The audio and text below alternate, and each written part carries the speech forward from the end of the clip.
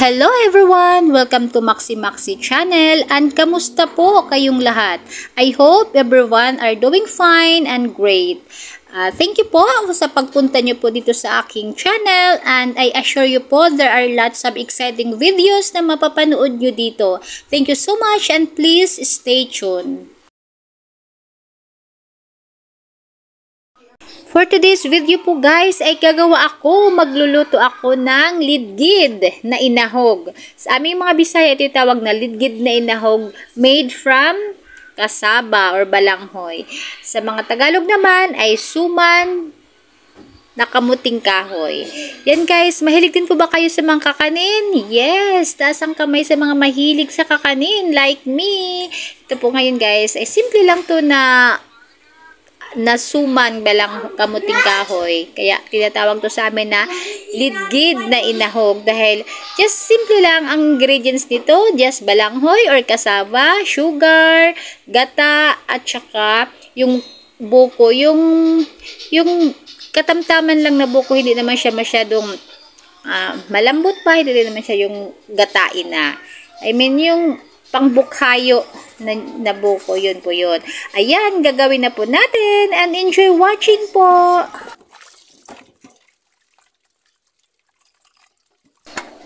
Una po ay syempre balatan natin ang kamuting kahoy at yan po ay hinugasan ko twice. 2 beses kong hinugasan para sigurado po na malinis at tanggal yung mga putik-putik sa ating kamuting kahoy.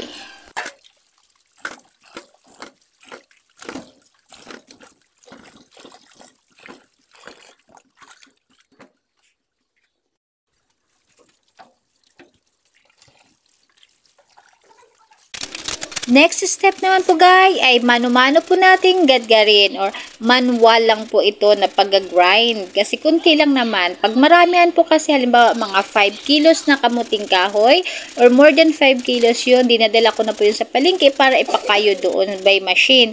Pero ito po ngayon dahil 1 kilo mahigit lang po itong aking kamuting kahoy, kaya ako na po mismo ang nag-grind nito. Manual lang. Madali lang naman po ito guys dahil malambot naman po yung kasaba, hindi naman siya yung matandang kasaba na. Kaya ito ay madali lang kudkudin. Pero kailangan pa rin talaga ng tiyaga dito at kunting pag-iingat. Hindi lang kundi pag-iingat para hindi makayod, magadgad pati yung ating mga kuko at daliri.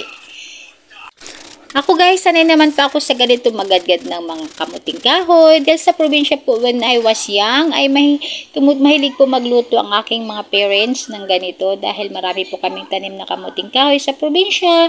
May mga papagawa po or mo-order ng suman, ng lidgid sa kanila nanay. Kaya yun, mahilig silang gumawa nito. At tumutulong din po kami syempre. Next step naman guys ay ayan, pinagpipiga na po ako. Pinipigian ko na ang ating kamuting kahoy para matanggal yung kanyang natural na katas.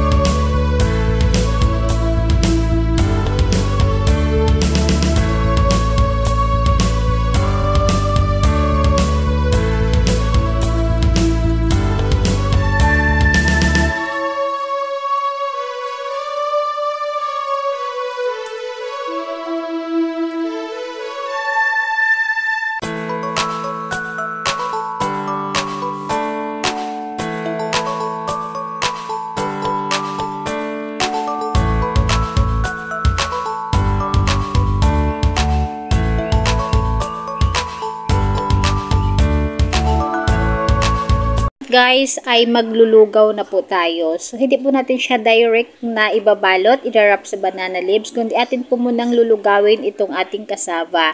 So guys, una muna ilagay ang gata. We use kukumama na gata kasi kunti lang naman ito. And then nilagyan po namin ni nanay ng star margarine.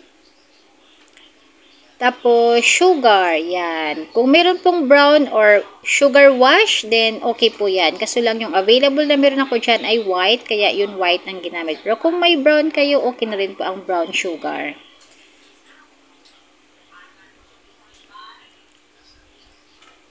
Tutunawin lang po natin guys ang star margarine. Ayan po, nilagyan po namin ng kunting patak ng vanilla extract.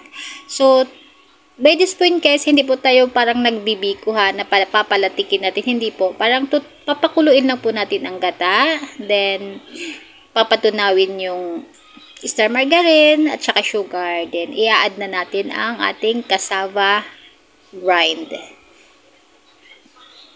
Ayan na po, ihalo na po natin ang cassava.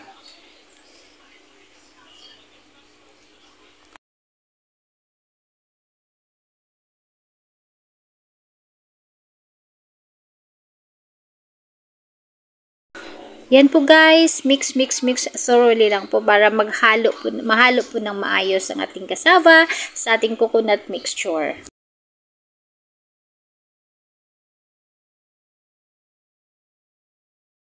At this point po guys ay nilagay ko na ang buko. Yan, yung yang buko. Ihalo na po natin. Huwag po nating tagalan para hindi masyadong lutong-luto yung ating buko. Pag na-mix lang po yan, nahalo na ng maigi, yan, okay na po yan. Papatuyuin lang pala ng konti. Kunting tuyo pa na yan. Then, pwede natin yung i-wrap. Okay na po yan. Ready for wrapping na.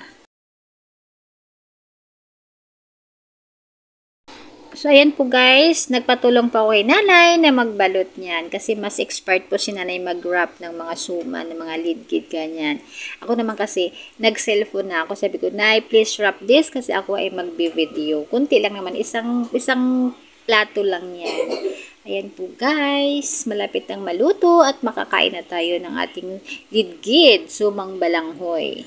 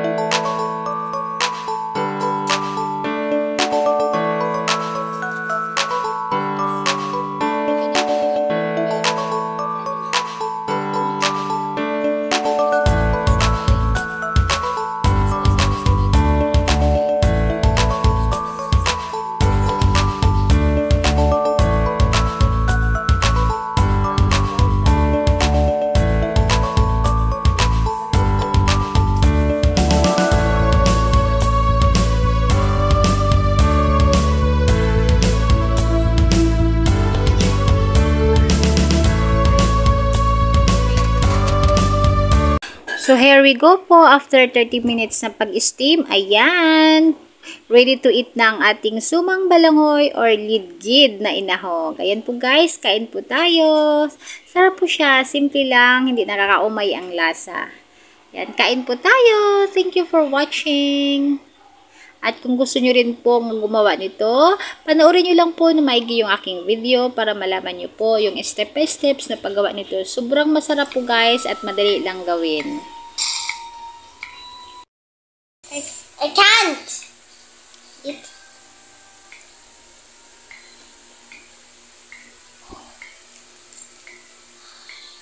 Still hot? Yeah. It's so hot now. I can handle it.